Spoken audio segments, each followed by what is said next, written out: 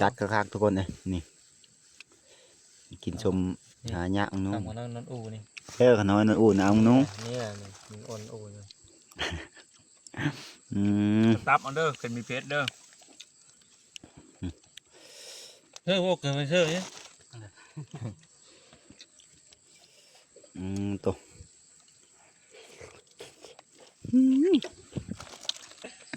ตัว อ่อนๆล่ะเฮ้ยพอเอ็ดนี่นะนั่น นี่แล้วเพชรเรียบร้อยรีเพชร เอาชูควันแล้วชูเจ้าว่าควันอ่อนมือมานั่นจัดจากบ้านกับว่าจัดรอบนี้เรียบร้อยรอบนี้ 3 โซ่ เพราะจะสามโซ่อะไร อ๋อกู ได้ลองโต โชคโต นี่เด้ตัวที่ ก็ห่ออี เขา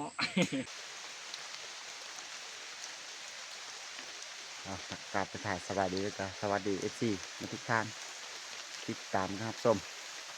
วันนี้ออกมาหาลาดเสาทุกคนในเมื่อคืนนี่ก็ฝนตกเมื่อคืนนะออกมานี่ก็ฝนยังห้ำนี่ทุกคนยังทันเศร้านะออกมาแต่เช้านี่แต่ว่าฝนห้ำมาที่หรือท่ากระลายทุกคนโตคือปีนี้นะจะได้3-4 โตแล้วจับค่อยนะเดี๋ยวออกไปหากินทันที่ก่อนทุกคนรอความโหดมากครับเมื่อจะความได้น้ำหลายทุกคนพอดีเขาเกตเขามาทั้งนี้แต่ไม่เสาร์นี่ถ่าเห็ดเลยแดงเลยกระจ้าเลยทุกคนนะถ่าลายเดี๋ยวสิจอบบังกุกบกแทนนี้ก่อน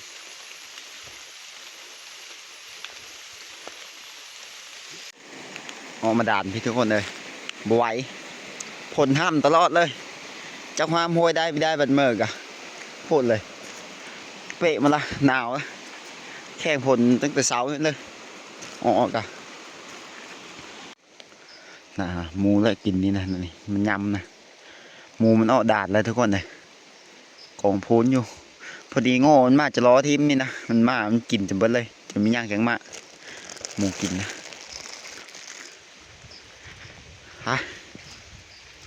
เกี่ยวเมื่อก่อนทุกคนเลยบลอดฝนตกหนาวแล้วปะกำมันเลยเมื่อควาบน้ำได้แค่นี้ด้านสนามหลายละขามากก็ยังเพ่งแอวละแต่ว่าซิเมอร์คนละเส้นสิยับขึ้นมาเมื่อทั้งทีนะหากินเลาะเมื่อเลยอันนี้ด่านสาบ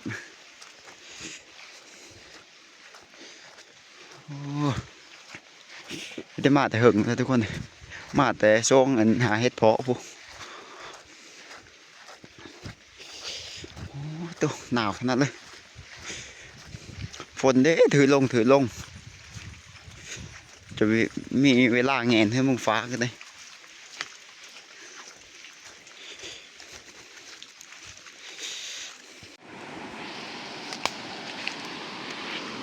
โอ้หลายเต้นได้นำไปได้ยี่ต่อจำนี้เดี๋ยวทุกคนเลย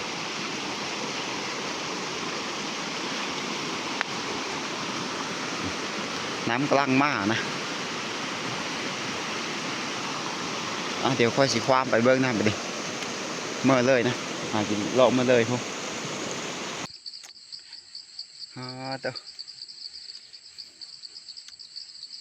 มาหอที่พักแล้วทุกคนเลยพอดีป้าตัวไปกันนะฝนห้ามตลอดทางเลยห้ามตลอดพอดีมาฮอดบอลแล้วบัดนี้มากับพันต้นเพิ่นก็ไม่ได้อ้อ3 มื้อเสาร์เนี่ยฝนตกเลย2 คนเพิ่นทะเลาะห้ามน้ำมาอยู่จะห้ามได้ไม่ได้ตัวเพิ่นห้ามอยู่หลุมพี่คอยห้ามอยู่ถึงคนนะไปคนละเส้นมีแต่ท่าลุ้นเบิ่ง2 คนเพิ่นไปสิมานเพิ่นโอ้ยเฮ้ยดิ นี่หมูเขาบังกระบอกอยู่เนี่ย เอาเพิ่มไม่ได้ไหมจังเลยกระโดดนี่เยอะเท่าละ อะไรทุกทำเจียวเท่านั้น มันเยอะกินแก้วอยู่นี่นะมันไม่เยอะหมูจำแก้วเป็นกิน เห็นแห้งมีทื่อแล้วไม่ได้กินละมันยังนอนนี่นะ ได้เลยใช่ไหมนี่ ทำได้อยู่แล้ว ไปหากระห้องกินเลยจ่าดีนะ ยอมนะ ยอมมา มันก็ยอมนะ ปั๊มมาเลย ตื่นก่อนมากัน โดยอมชนเมื่อแล้ว เฮ้ยประกาศหมูอยู่ไปแล้วโตจุ๊นี่ มากกันตอนแรกว่านี่ก็น้อยเดียวนึงมาเช้าแล้วถึกนี่ตอนแรกว่ายังไม่ไปย่างดิ้นนี่เพื่อได้ยิงมันกุดนี่คือมันกระบอกเองเดี๋ยวห้อยกับห้าวหันทางลัดประตูตะกุชิงกันเด็กเพราะว่าจี้มูนะเจอแล้วพอดีก็ นี่มาแล้วพี่น้องเอ้ยอู้ยเมื่อยไปแล้ว มาใส่จานจะไปหวานหมูเนอะ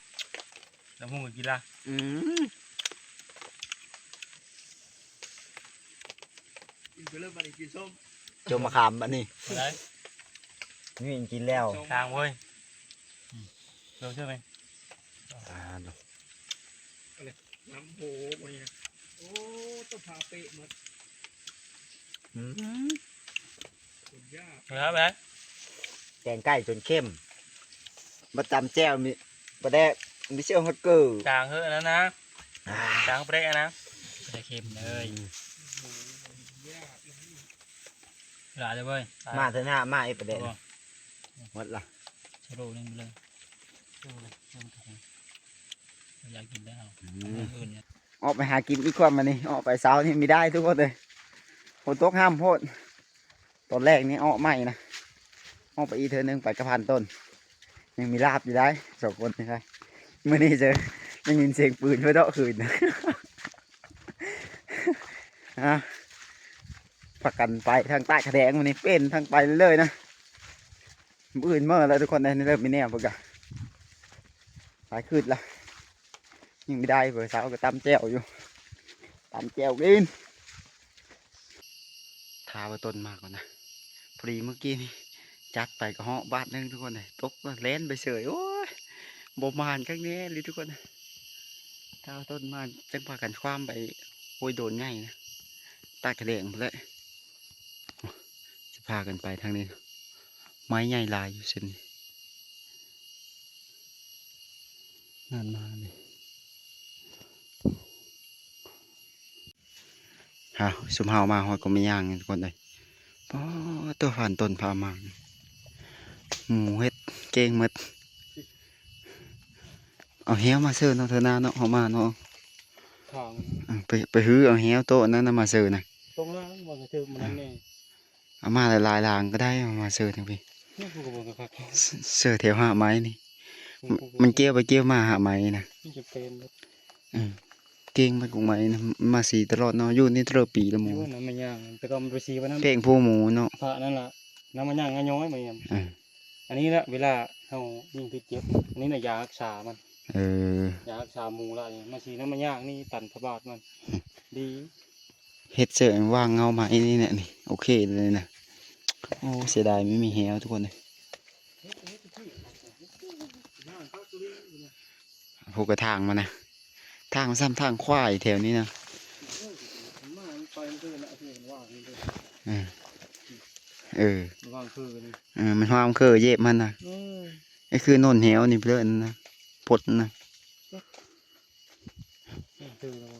เท่าไหร่พอดีได้นั่นนะเฮ้ยพอแต่ไม่ถือเหวมานำเป็นเบ้อคือเอาตัวมาเจอ ผู้ใดเอาคือมันจะเก้าคิวคือมันคือตัดกระเดกเลยนะ นี่นะ ดงกบกนะ โอ้น่าทุกคนเลย ถ้าเบิ่งนี่กบ มักขนาดกกนี่ทุกคนเลยติดใจอยู่มาเชื่อนี่มีเกินทิศนึงนะก็ได้เหวมาเจอนะ โคตรค่อยมาก คนนี้มาฮอดเพิ่งมีแต่ทางหมูมันนำดงกันเนาะ ถึงเกี้ยงที่อยู่นี่ไว้อยู่ ฮักไอ้เพื่อไหมนะฮักเอาไว้ ก็ มาเถอะนะเขาก็เสือเหี้ยวให้พบหอยหมูเลยทุกคนเลยไปต้นเท่าเลยเดี๋ยวค่อยไปรัดก่อนนะ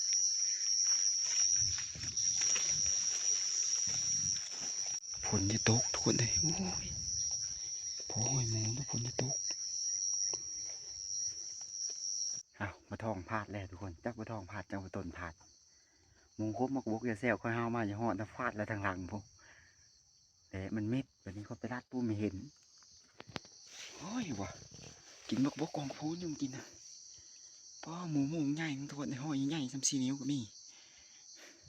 น่ะนี่มันครบมันก็บอกอยู่แซวอยู่นี่ก่อยเฮามานะผ่านต้นฟาดแล้วพูทางหลังพูนะมันมิดแล้วห้อยมันนะนี่ห้อยมันใหญ่ทุกคนจำมันออกด้านเลยทุกคนเลยเดี๋ยวค่อยไปเสาะหาทางลัดก่อนเอาโอเคทุกคนเลยโอ้มานี่เส้นเสียบทองได้จัดแล้วมานี่นะลิงมาต้องแล้วก็ผ่านต้นจัดอยู่พูอีกเพราะเดี๋ยวหามีเห็นเพิ่นมีจักว่าคอยอ้อมห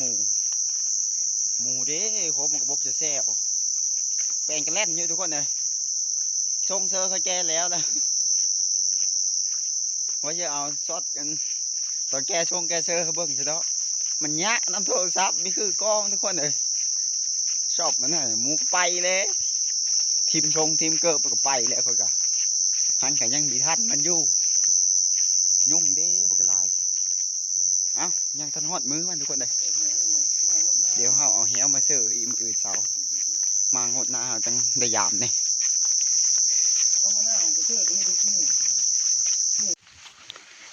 เลาะเมื่อทุกคนเลยค้ำละ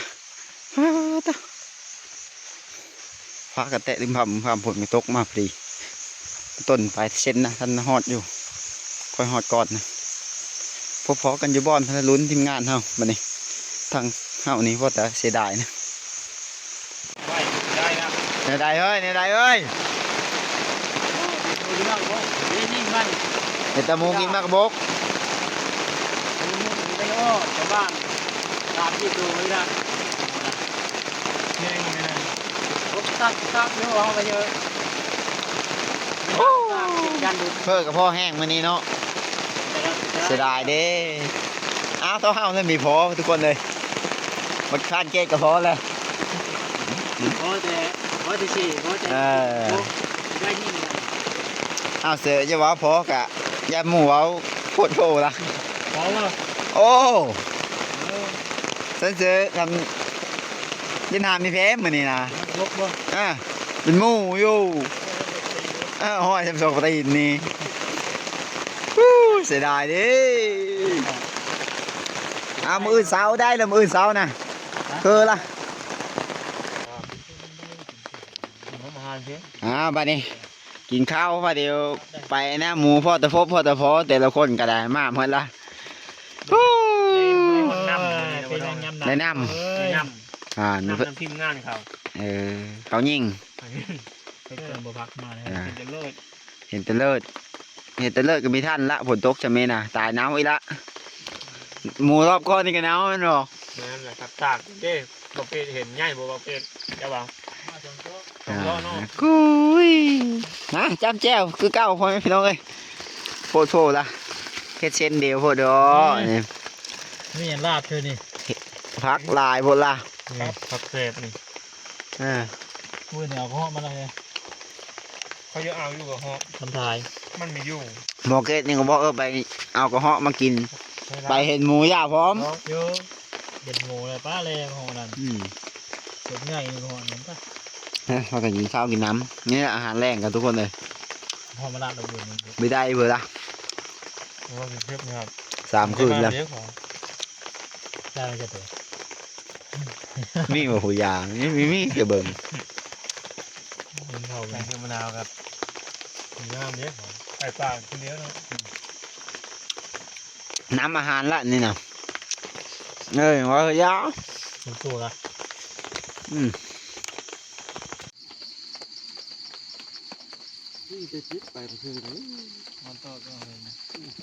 เป็นเพื่อคืนนี่นะไม่งอดหมูมีเฮาโกโกกอ่ะโกมีแต่คนนั่นฝนจะค่อยนอนคืนนี้ทุกคนนั่นบ่รอดปลาตัวฝนแห้งลีรอโอ้ยถ่ายแต่เช้าขนาดทุกคนเลยเห็นทุกคนโทษเพื่อฝนตกมืดคืนจอแจ้งหนาวขนาดแล้วเลยตามันแจ้งคักก่อนจะออกหากินนี่เดี๋ยวนึง3 คืนเลยทุกคนเลย ตกแห้งเลยโชว์นี่จำแจวกันมือโหลดตายแล้วไปตรงนี้เด้อนี่โอ้ยมันเทียบทองกว่าต่างแหลมมาละ มีตัวนี้ใกล้เลย ยังอู้ก็มันนี่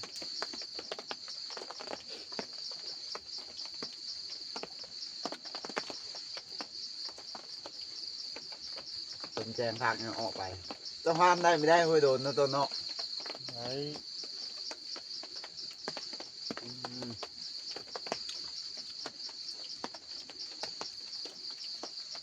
เนี่ยตกหมดลงน้ำมันพูดว่าตัวหายสอบ ตัดภาพมาตอนสายๆทุกจักหน้อยทุกคน7-8 โมง7 โมงปลายจักฮอดบ่ฮอดนะออกไปหากินกับผ่านต้น ไปรัดเบิ่งหมูเมื่อวานนี้ละเพิ่นเมื่อวานนี้น่ะพอหมูแล้วก็ผ่านต้นยิงซัดใหญ่เนี่ยเมื่อวานเดี๋ยวเราไปรัดเบิ่งฝนตกห้ามเมื่อคืนนี้ทุกคนมันมืดแล้วยิงกะจะก็เรียบร้อยเลยพี่จักเบิ่งเสอะเพิ่นว่ากุ้งควายไปนนานก็คือหนึงทุกคนเลยหามีเห็นนะมันลงดินไปตามดินนะไปรัดเบิ่งแล้วก็ไปรัดเบิ่งหมูที่เราเห็นกินมะกระบอกพร้อมนะว่าเนี่ยหมูทุกคนเลยห้อยใหญ่ทั้งปัดกันได้ระดับ3 ศอกทุกคนหมูนะมันกินมะกระบอกนะมันนี่ก็สิไปรัดเบิ่งเพอฝนตกเมื่อคืนนี่นะไปก็น่าจะเห็นห้อยไหมทุกคนเลยหวังว่าฟ้าคำหวังเมื่อสุดท้ายแล้วมันนี่นะตามหาจังยามเบิ่งแหวกันโอ้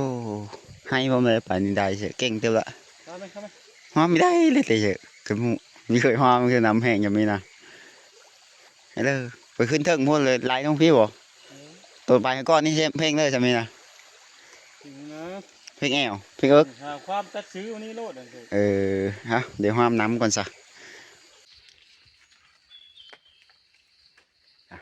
nhẹ điều của bà tôn liệp lóiทุกคนเลยเดี๋ยวค่อยสิไปอันเลาะเบิ่งปลามากระบอกเมื่อวานนี่แหละกลับไปเบิ่งวันผ่านต้นยิงซัดไงเมื่อวานนี้นะฝนตกค่ำมันแล้วมันเรียบร้อยแถวนั้นทุกคนเลย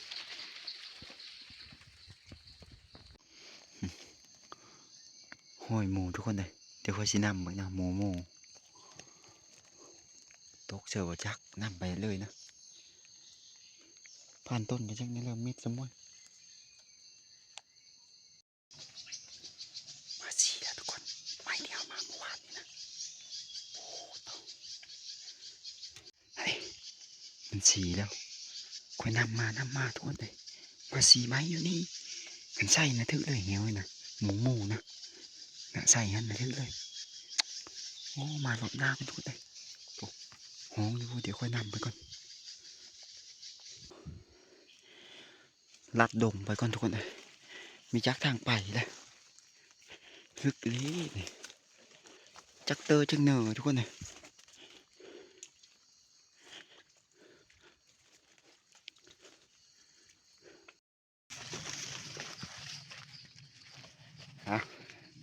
ตอนนี้หลงป่าทุกคนจักทางเมอน้ำหมูหอยกบไม่ย่างกันน้ำไปน้ำมาหลงป่าละบัดโอ้ยทางเลยจักไปทางเลยนะโอ้ยสายบ้านหมูได้ไปนี่ได้เมื่อไปนี่หาทางเมื่อนะทางเขาไทยก็จักไปเชื่อทุกคนเขามากกายเขตแล้วมันโต๊ะเขตบรรจงหาดไปเลย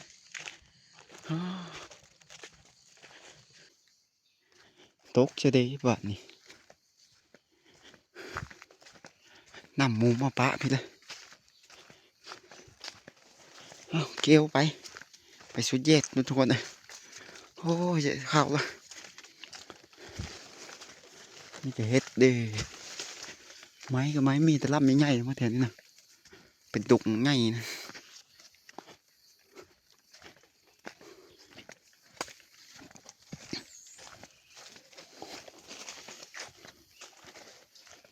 โอ้ไก่แท้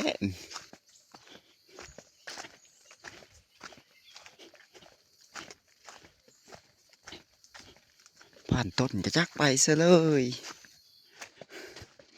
นำทางนี้เลาะเมื่อทุกคนเลยคาราเมนกะบ้านนี้ย่างกลับคืนดีทุกคน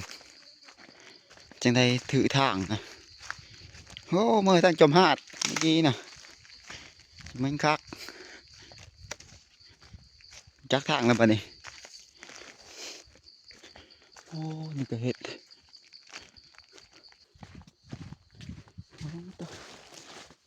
สวายแล้วทุกคนเอ้ยท่านฮอตบอลเนี่ยนะ12 โมงเลยฮอตบอล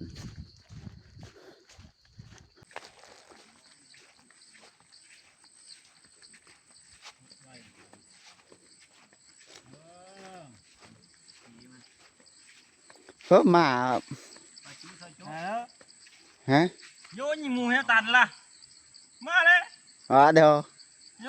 ยิงเชียว โตบุล่ะเตะมาเลย มาไม่มีโชว์เดโมยมีจักทางมา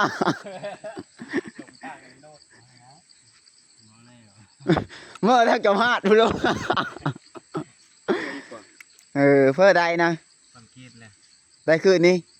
ไอ้เช้าเนี่ย หมูน่ะไปซีแล้วกงไม้นะ ชี้แล้วก็ไม่ยากนะกูไปแล้วกูน้ำมูนะมูแล้วกูยิงไง ถึงน้ำมาแต่เทิงพู ไปชี้กูน้ำมึงตื้อรับอีผู้โอ้เขาเลยไม้ผู้ไปชื่อกุ้งไปแตบไปชื่ออยู่ดึกโลอยู่บังไงเป็นพระอยู่ประมาณ10 เมตรกระแตบโลตะกู หมูใหญ่นะ ไงล่ะ ได้เลย3 โซะนะ โอ้ย แม่เขาเอ็นเฮเชียวพาดีดื้อเนาะ นายละเขาเพชรจัดด้วยล่ะ ชิเลอร์หมูนะชิเลอร์ ฟอนมาทองฟอนเอามามีได้แล้วตายเลย ใหญ่เลยนี่นะ ไงลีนะ เฮ้เจ้า โย ซอยจูบมันนี่นะ โยเขายุบไป เจ้า อ่อนล่ะเฮ้ยพอเอ็ดนี่นะนั่น นี่เลยเพชรเรียบร้อยรีเพชร เอาชูควันแล้วชุดเจ้าว่าควันอ่อนมือมานั่น จัดจากบ้านกับว่าจัดรอบนี้เรียบร้อยรอบนี้ 3 โซะ พอจะ3 โซ่อะไร กู ได้ลองโต โชคโต นี่เด้ตัวที่ ก็ห่ออี เขา ขอจะลงป้าเมื่อทางจมหาดพูดเบิ้งเข็มทิศจั่วขึ้นเหนือว่ะแต่เว้นเนาะนะกูฮะ ที่ยอผู้เดียวว่าจะแบะมากมีเพ ปะ เอาสาถือว่าโชคดีละมื้อนี้โอ้ตัวเอาทุกคนมื้อนี้นี่อาหารแซ่บแล้วมาหอดบ่อนกับทีมงานจัดได้หมูอีก3 โซะ เห็นอยู่ เยอะหมูว่า3 โซะยอมีแพ้ละ โต๊ะบ่ บ่โตะโตะ สองเพชรแม่นละเพชรจัดละ โตก็ไปเบิ่งละ ข้าวยาวพุ่นละไปเอา ฮะ ยัง ยัง เขาท่าตัวได้ยังเข้าอยู่ ไอ้เบอร์จัดบักตีน้อยอี เส้นน้อย กังเว้นก็ได้เนยได้เจอนะ มือมานี่เฮ้ยเจนี่เจทางตรงนั้นน่ะ แต่ว่าเพื่อดีลัดนาเต็งโตไปต้นยกปุ่งหนึ่ง แล้วมันจะเองเลย เลอะนี่นะปิง ปิงแหละ โอ้อันนี้เพื่อนนอนเพบ่นี่นะ นี่ผีมัน โอ้โตคักแล้วมันนี่คักแล้วโอ้อาหารเกิดพี่น้องเอ้ยมันนี่กินแล้วก็พอดีนะเราไปหาหมูมีแห้งหาหมูเลย พาละเขากินแล้ว12 โมงมาไปแล้ว โยคำมาโทรหาสมออยู่ในเลือกกอหมอนี่โทรหาแต่เช้านี่ หายิงมูเตะมาเลย ตอนป้งนะอยู่เทิงกงมาย่างผู้ใดได้น้ำมาอยู่น้ำมูลมาอยู่ นี่มูน้ำเช้าไปได้กันเห็นได้กันน้ำโลด แต่ว่าเอ็นเฮียสกกไม่ย่างกันพอดี เฮ้ยกระทึกยังระทึก วาดนี่มันถือเฮียไปตัดสินใจถือไปกับพันเลอะเพื่อหมูเนาะมันแลนอยู่กงมาย่างกับมีในหมูได้ หน้ามันโยดีอยู่กล้องตั้ง